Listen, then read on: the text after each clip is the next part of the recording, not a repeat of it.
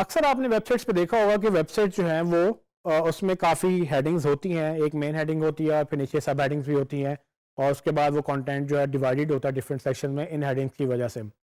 ये हेडिंग्स क्या हैं और ये इंपॉर्टेंट क्यों हैं?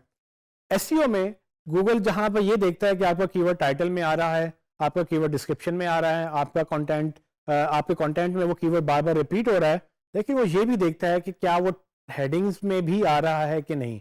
तो इसीलिए हमारे लिए जो HTML की हेडिंग्स हैं, जिनको सिंपल हेडिंग्स भी आप कह सकते हैं या कंटेंट हेडिंग्स कह लें, वो भी बहुत इंपॉर्टेंट है। क्योंकि गूगल ये समझता है कि अगर आपका एक वर्ड इंपॉर्टेंट है या आपका एक टॉपिक है एक पेज के बारे में, तो वो बार बार जब रिपीट होगा तो वो हेडिंग्स में भी रिपीट होगा।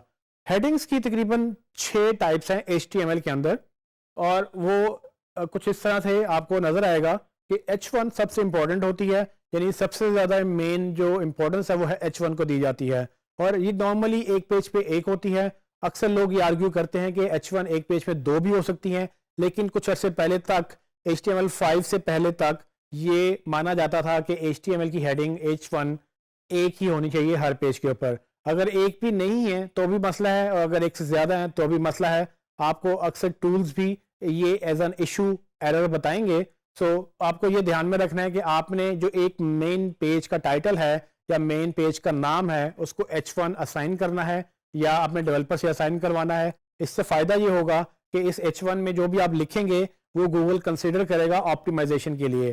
तो अगर आपने मोबाइल फोन इन पाकिस्तान का पेज बनाया है तो मोबाइल फोन इन पाकिस्तान को H1 आप एज अ पेज टाइटल भी लिखेंगे, ताकि जब गूगल उसमें क्रॉलिंग के लिए जाए आपके पेज के ऊपर तो वो ना सिर्फ mobile phone in Pakistan title में देखे, ना डिस्क्रिप्शन में देखे, बल्कि वो हेडिंग में भी देखे और फिर आपके उसके बाद कंटेंट में भी देखेगा।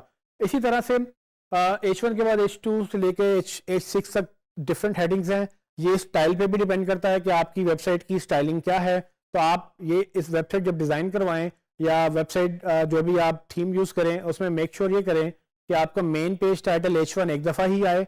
उसके बाद जिस तरह से आपका कंटेंट लेआउट स्प्रेड आउट है, जिस तरह से आपके सेक्शंस बनते चले जाते हैं पेज के ऊपर, आप उन सेक्शंस को H2, H3, H4, H5 या H6 तक हेडिंग्स यूज़ कर सकते हैं।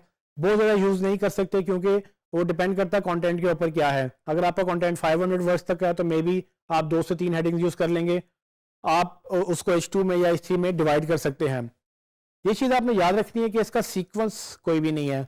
ये ज़रूरी नहीं है कि H1 पहले आए, H2 बाद में आए, H3 बाद में आए। सीक्वेंस मैटर नहीं करता। आप ये भी मैटर नहीं करता कि H2 कितनी दफ़ा है तो H3 कितनी दफ़ा है। गूगल सिर्फ ये देखता है कि H1 में क्या है और उसके बाद H2, H3, H4 में क्या क्या जो है वो उसमें क्या क्या शो हो रहा है। उसके बाद ये है कि उसमें जो चीज़ें आपने एज ए कीवर्ड डाली हुई हैं गूगल उनको प्रोमिनेंस देता है। तो आपने मेक श्योर ये करना है कि अगर आपका मेन कीवर्ड है वो H1 में डाल दें। अगर आपके सप्लीमेंट्री कीवर्ड्स हैं, यानी कि जो ग्रुप में हमने कीवर्ड डिसाइड किया था, मेन कीवर्ड को जब आप H1 में डाल चुके होंगे तो H2 में भी एक दफ़ा यूज़ कर लें, पर H2 में एक दफ़ा दूसरा कीवर्ड यूज़ कर लें, या फिर H3 में एक दफ़ा सिनोनिम यूज़ कर लें। इस तरह से आप स्प्रेड आउट कर सकते हैं अपनी हेडिंग्स को। HTML में ये जो आपको हेडिंग्स नजर आएंगी वो कुछ इस तरह से लिखी जाती हैं कि H1 का टैग ओपन होगा, उसमें वैल्यू आएगी, उसके बाद H1 का टैग क्लोज होगा। इसी तरह से H2, H3, H4 ये सब चीज़ें आपको मिलेंगी। लेकिन अगेन ये तब आपको चाहिए होता है जब आप HTML में काम करते हैं।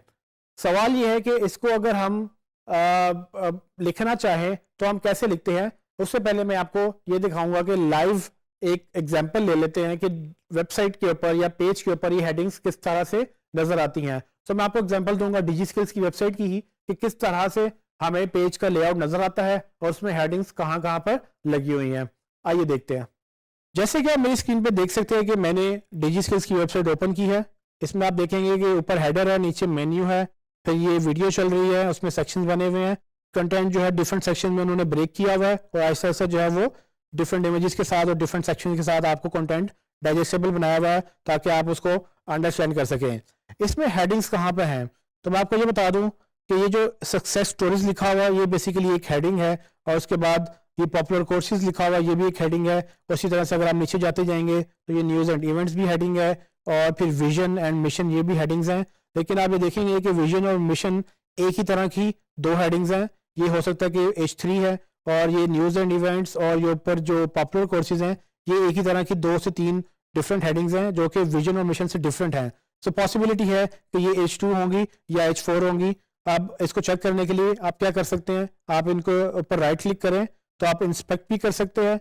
ये इंस्पेक्ट से भी आपको सोर्स कोड नज़र आता है, ये राइट साइड पे आपको सोर्स कोड नज़र आ जाएगा और यहाँ पर आप देख सकते हैं कि मुझे ये H2 नज़र आ रहा है इस वक्त पॉपुलर कोर्सेज में। लेकिन अगर आप इसको सोर्स में देखना चाहें तो हम वैसे ही इसको मैं कॉपी करूँगा और फिर मैं राइट क्लिक करूँगा, व्यू पेज सोर्स में जाऊँगा और यहाँ पर मुझे जब इसका सोर्स कोड लोड हो जाएगा मैं कंट्रोल F करके फाइंड करूँगा अपना टेक्स्ट और मैं यहाँ पर उसको पेस्ट जब करूँगा तो वो मुझे बता देगा कि ये पूरे HTML में ये कंटेंट कहाँ पर पब्लिश्ड है। सो आप देख सकते हैं कि इस रो में ये जो कंटेंट है H2 ये बिल्कुल उसी तरह से विजिबल है जैसे हमें फ्रंट पे नज़र आ रहा है, लेकिन यहाँ पर ये आपको नज़र आ रहा है कि ये H2 है ना कि H3 या H1 या कोई और हेडिंग है।